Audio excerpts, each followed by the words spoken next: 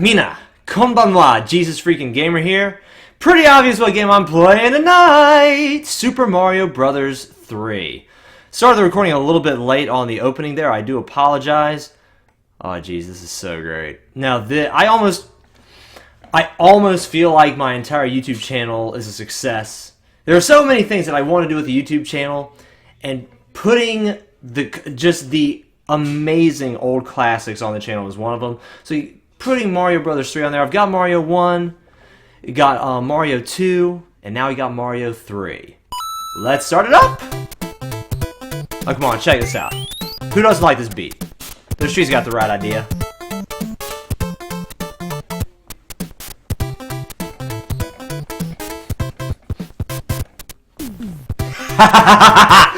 Let's start this up. Let's go.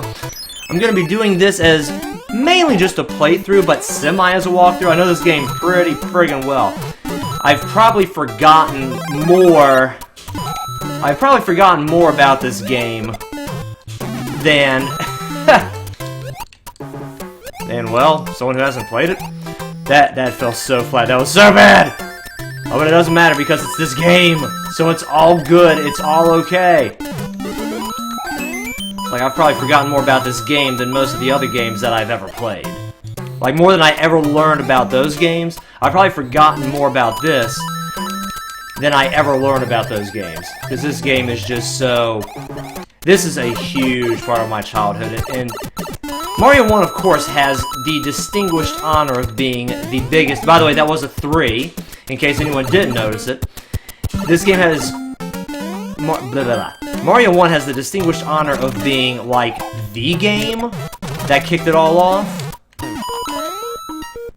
Kicked off the whole video game craze, the whole video game phase that America is currently enjoying. This is part of the series that started it all. And Mario, you can duck and still go down slowly. You just don't hear the cool little tail sound. But yeah, I've forgotten more about this game than I've learned about most other games. Mario 1 is always the first of the Mario series. I can't really say it's the best. If I had to make a vote out of all the Mario games that were my favorite, it would be this one right here. By the way, while we're here, this little marker here, it's a mushroom, a flower, and a star. And if you're able to line up all three of them into a certain one, for the 3 mushrooms, you get 2 lives up. For the flowers, you get 3 lives up. For 3 stars, you get 5 lives up. So if you run at it and you get your P meter at the bottom of the screen there all the way up to max, and you hit it from a 45-degree angle, which is diagonal, like, you will get the star almost every single time. Not completely and totally guaranteed, but pretty friggin' close.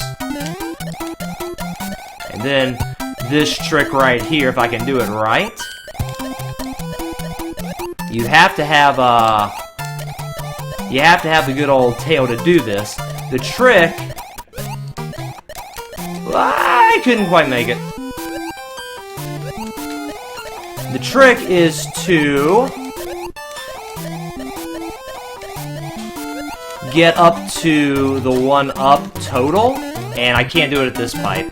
Insufficient skills. Skills are lacking, so we're going to go for this pipe over here.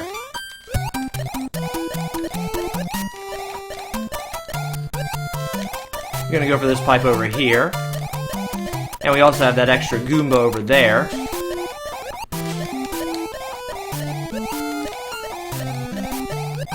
And once you hit 8,000 points, you start getting 1-ups. And you can do this only with the Tanuki. Tanuki? Well, you can do it with that as well, but you've got to have the tail in order to stay levitating in the air long enough. The pipes release 3 Goombas at a time. Probably broke the chain there. Or maybe I didn't. And so you just keep on going until you get however many lives you feel like you need. Yeah, this surface right here is a lot easier and more conducive than the last one. So yeah, we got 22 lives. I think we're probably in very good shape there. Again, this is a semi-walkthrough just because I know this game so friggin' well. 1-up on this side over here. Totally missed it. But that's okay, because we're just gonna... We're totally not gonna just fly up there. That's not gonna happen. That's not what's going to happen here. Oh, come on, come on, I can do it! Oh, there we are, yay! Because we have more goodness here. More sweet, sexy coins. Not a ton, a very small, and respectable treasure trove. You can go back there, get more one-ups if you like, as long as you have the tail. And the first two stages are, they don't even have the fire flower, you've got to have the tail. So that's easy enough to get. And goodbye. Down the hill. And whatever side you hit the block on, the power-up, in this case the star will come out the opposite side, so I'm going to hit it on the left, and this will come out on the right. Oh, jeez. That was... The Starman music when the timer's down, that was, like, intense stuff. I would love to, like, edit that and remix it. That would be amazing. That would be so much fun. And picking up shells and running them into things. More good times. The mechanic of letting the shells bounce around and kill stuff and break stuff, I love that. All the hidden stuff. Like the slightly red music block which sends you up into a coin heaven. Reminiscent of Mario 1 there again. And after the second one, if you have the tail, you can fly up and get a one up there.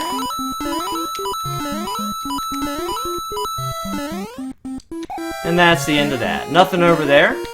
So we're just gonna go down here. Oh, you're a piece of crap. Hate those little micro Goombas. Those micro Goombas that those flying Goombas let go of, those things will just kill you dead. And now, hold down at the white block.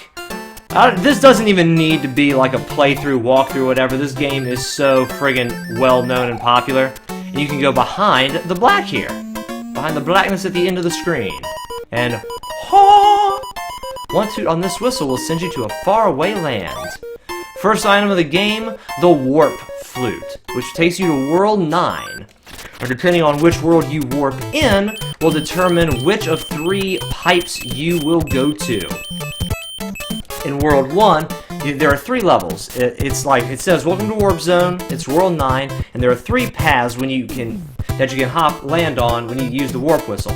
If you play the flute in World 1, it will take you to the first path, which is Worlds 2, 3, and 4. If you play in Worlds, I haven't warped in a long time, so unfortunately this information may be a little bit fuzzy, but again, this walkthrough is completely unnecessary and unneeded, because this has been done 1,000 times online before. But I don't care, because I love this game, because it is, in my personal opinion, the best of the Marios. Pick a box. Its contents will help you on your way. What's in box number 2? The most useless of the items. A friggin' mushroom. I can actually use that to power down. That's the, yeah, press the B button. And that takes you there. I can actually power down. But back to the flute there. You play in World 1, it'll take you to Worlds 2, the first path, which will warp you to Worlds 2, 3, and 4. If you play in Worlds 2, 3, 4, or 5, I think it'll take you to the warp pipe, which is 6 and 7. Or, I'm sorry, 5, 6, and 7. And then if you play the warp pipe in World... So actually, no, wait. If you play the warp flute in World... This is the best commentary ever. If you play the warp flute in World 7, 8, or 9, the warp zone itself, it will take you to the exclusive pipe at the bottom, which is World 8. So actually, it's World 1 takes you to the first path, Worlds 2, 3, and 4. World 2, 3, 4 will take you to the second... Actually, I think it's Worlds 2, 3, 4, 5, and 6 will all take you to the second warp pipe, which is Worlds 5, 6, and 7. And then Worlds 7, 8, and 9 will take you to the third path, which is an exclusive path to World 8, the final world in this game. And now on to World 4.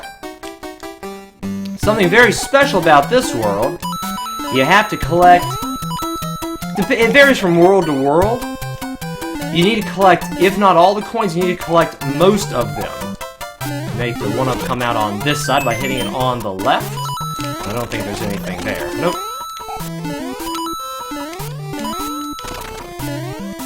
There's a leaf over there, but I want the coins.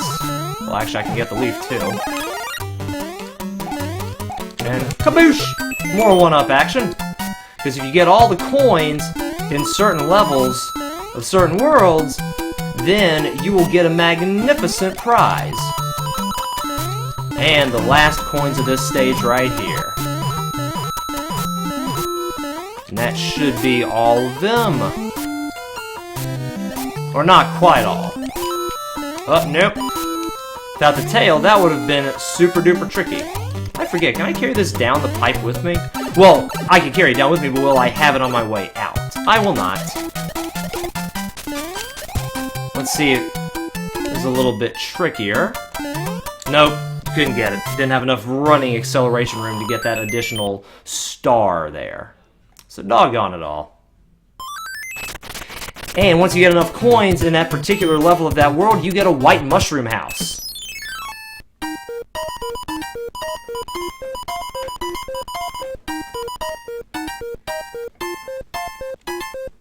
Oh, the jams are real here. Oh, I need a soundboard so I can include a dab. Hello, you found my shop of strange and wonderful things. I don't know why the game hesitates on things.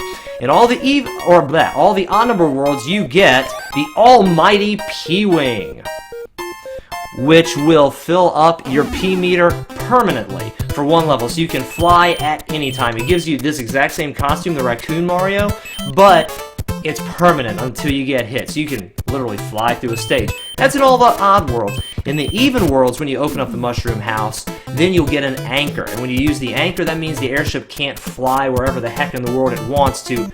If you die, that's what happens upon the airships. Excuse me. That's what happens. The airships that are the final part of each and every world when you get to the castle. I'm pointing at the white castle on the right side of the screen because you can't actually see my fingers because my fingers are down here. But if you use the anchor, which you get in the even worlds from the white mushroom houses, then the airship can't just fly all over the map. And normally it wouldn't be a problem. You can just go wherever the heck you want in the world. Just like, okay, I'll just backtrack. But if you use certain items to skip certain stages in the world, which we'll get to later, then it becomes problematic. And for the spades, a little mini game. Line up the pictures and get a prize. You only get one try. True, and you have to line it up. The mushroom is very frequent. You get a 2-up. Flower is 3-up. Star is 5-up. Just like at the end of each stage. Let me see if I can't get the star. That's a definitive no. Absolutely not. I can't get jack shit. Okay.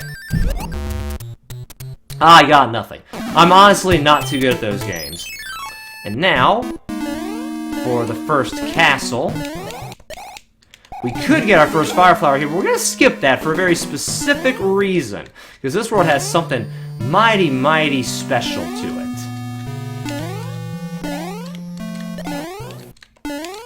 So we're gonna do a little bit of flying. Flying up here and to the right. And it's like, where the heck is this? Press up. Booshki! A door with another warp flute. The second one of 3 in this game. So you don't get to unlock that there, but who gives a crap? You can just go right around like that. And then there are in every world the random Hammer Brothers throughout. You kill the Hammer Brother, and you get a magnificent prize. And sometimes there's a power-up in one of those blocks. Sometimes not. And each one gives you a different prize. Usually I don't get him before stage 5. He traveled kind of far that time around. And usually the Hammer Brothers are unavoidable, but there is an item which you can get which will take you, which will get rid of all the Hammer Brothers in the stage, so to speak. Now for the speedrunners and those who want to get to the end of the game quickly, you get these 2 flutes. You play the first one, it takes you to the first pipe, area, Worlds 2, 3, and 4, but again, you play the Warp Flute in World 9, which is the Warp Zone, so you play the second flute there, and it takes you straight to the Warp Zone to World 8, and that's the way you can get to this game quickly if you want to. I don't want to do that. Woohoo! I have no desire whatsoever to do that. Go away. Don't you go away, you're actually useful. Booshki! He didn't appear, but I was able to kill him anyway. Why? Because I'm kind of awesome like that. And another hidden block with lots and lots and lots of goodies. And again, after the second string of coins here, you want to get your P power going. Get your P on! Get that P power going, guys. There's power in the P. So bad. Into that area there. Why, thank you, I will have you. Is there anything to kill with this thing? No, not really? Okay. That was really good timing, which I did not think I would have. Woo! I love... I absolutely love what he does with his legs. They're like, what? Was that just like some joke the burgers decided to throw in? One more time. I got it one more time.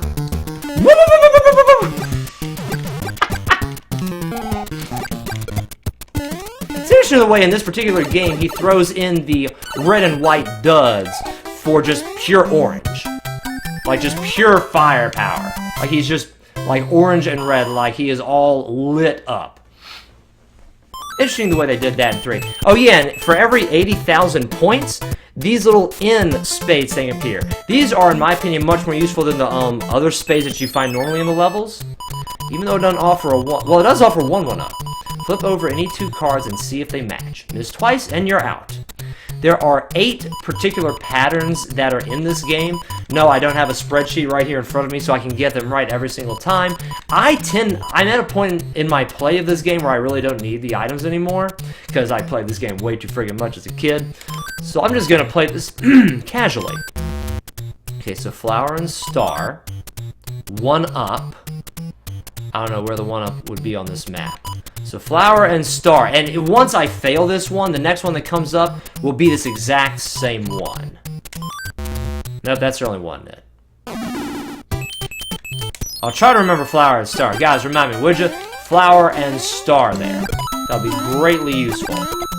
We're gonna go right back to this because in this kind of a stage, it's gonna be way more useful to have this than the fire flower. Ah! Actually, let's get rid of that, because there's a 1-up here, and I want this to come to me on the right. So we're gonna do that. Jumping flight power! And we're just kinda mosey on down from there. Actually, hold on, there's a gobbledygook here. We wanna get rid of him. Give me my running speed, give me my star. There we go. And 1 coin and 1,000 points for an enemy on the screen. If you have enough enemies on the screen, you can get a 1-up that way, as long as it goes over the 8,000 point limit. Pick a box. Its contents will help you on your way. Not a mushroom, not a mushroom, not a mushroom. Yes! Got the leaf, which is another raccoon tail for me. And on to the first boss of this game, Larry Koopa. Castle needs help. Let's give him a hand. By the way, I'm not going to be skipping any levels or any Hammer Brothers. I'll tell you how to do that when the time comes. I'm going to be going through this entire game and showing you all the little secrets that I remember from this game. There is one secret which you won't see, I don't think, in this playthrough because I forget how to do it, but there's a way to turn a Hammer Brother into a white ship. It has to do with like your points and your coins or your lives in the timer and the world. All those numbers have to line up in a certain manner in order to turn a Hammer Brother into a white ship. And that white ship is a treasure trove of coins, has a 1-up, and you fight one Boomerang Brother at the end. Like you saw at the end of Stage 4, those green guys that throw the boomerangs at you. So, they're great and worthwhile if you know how to get them. I used to get it consistently in this where I would do something in stage 1 where I would go in the pipe repeatedly, the one that you fly to, and I'd go use the peace sign, I'd get a 1-up, and I think I would end at 11 coins. And once I ended at 11 coins, I would just somehow hit the... And I didn't even know what I was doing at the time. I would hit it just right to where that thing would become a white ship 9 times out of 10. I've forgotten how to do that since then, and I knew I'd be talking a lot, so I didn't want to belabor this world anymore past what we've got. So, let's go ahead and help this first kingdom out. Puppy! Oh, it's terrible. The king has been transformed. Please find the magic wand so we can change him back. The rulers in the Mushroom Kingdom are worthless. That music.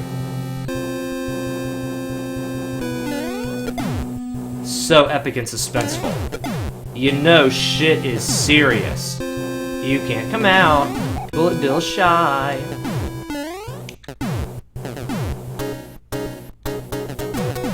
Stand next to him, Bullet Bills cannot come out. It's great. And I like the firepower here, so I'm gonna go with it.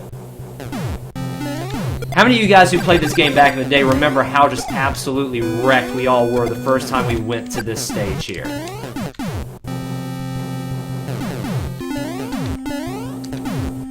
Oh, we all got wrecked our first time through this stage. Through all the ships, we just got our asses beat! Oh, whoops, hello. Oh, I don't know what the HP totals are, but like the fire balls count as so much damage done. You need 3 jumps to kill it. I don't know the exact number of fireballs, but they stack consecutively. So if you jump once or twice, it'll take fewer fireballs to kill them from that point on. So again, I don't know the exact HP values. And there is the wand, and time has stopped. I could stay here forever and ever. I don't know why his fireballs turn white. I don't know why they go through the wall there at a certain angle, and then not from another. Don't know what that is. Don't know exactly how that works or anything, but anyway, we won!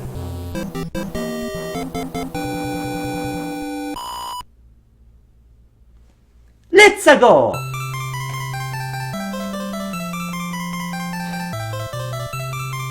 And all is right with the world. That is an amazing distance he falls. Can I just throw that in there?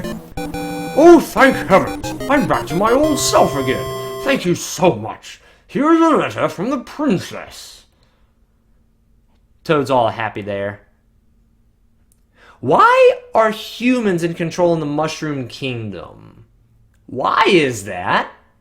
Does anyone know the answer to that? I don't know the answer to that. There's Princess Toadstool. Greetings. If you see any ghosts, be careful. They will give chase if you turn away. I've enclosed a jewel that helps protect you. Princess Toadstool. And so for the first word, you get a P-Wing. Best, bar none, best item in the game. And she always gives you a hint. Sometimes they're just like, wait, what does that hint mean? I remember, so like the first one makes very obvious since as soon as you get to the first fortress in World 2, because there are ghosts. And if you turn away, if you're not facing them, they'll come at you. If you're facing them, they'll cover themselves in blush because they're so embarrassed, even though they're murderers because they want to kill you. So I will also decipher all of the notes as I read them and as I come to them. And that is World 1. 31 lives for World 2. That's absolutely insane. Each episode is going to be one world, so some episodes will be much longer than others. I'm going to so enjoy this playthrough. Thank you guys so much for watching this video. If you liked it, hit that like button. If you disliked it, hit that dislike button. If you really liked it, be sure to share with a friend, subscribe, and join the freaks! I'm so looking forward to playing through this whole game with you guys tagging alongside me. I love you, and God bless.